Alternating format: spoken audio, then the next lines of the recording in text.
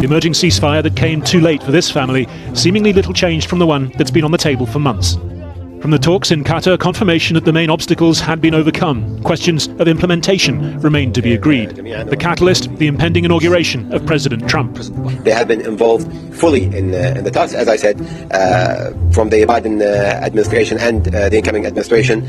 They were working in tandem together here in Doha and beyond in the region to make sure that the deal happens.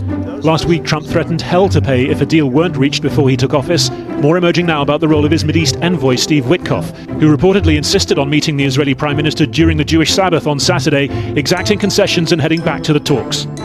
A copy of the agreement obtained by the Associated Press outlines a first 6-week phase during which 33 Israeli hostages, women, children, elderly and injured, would be exchanged for hundreds of Palestinians in Israeli prisons.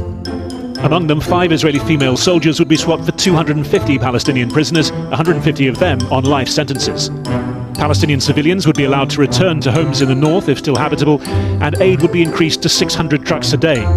Israel would withdraw troops from areas such as the Netzarim corridor, which it had wanted to retain to prevent weapon transfer to the north. It would, though, keep troops in the Philadelphia corridor on the Egyptian border. In parallel, negotiations would continue ahead of Phase 2, which would see mainly male soldier hostages exchanged for more Palestinian prisoners and a full Israeli military withdrawal, including from the Egyptian border, something Benjamin Netanyahu had long resisted.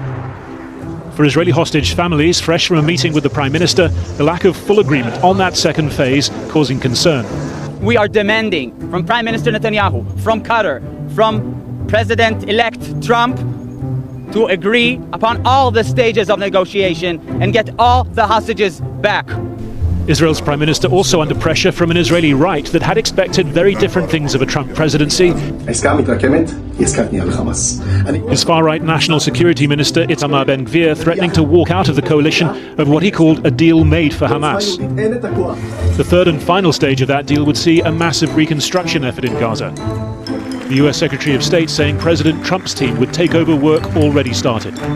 For many months, we've been working intensively with our partners to develop a detailed post-conflict plan that would allow Israel to fully withdraw from Gaza, prevent Hamas from filling back in, and provide for Gaza's governance, security, and reconstruction.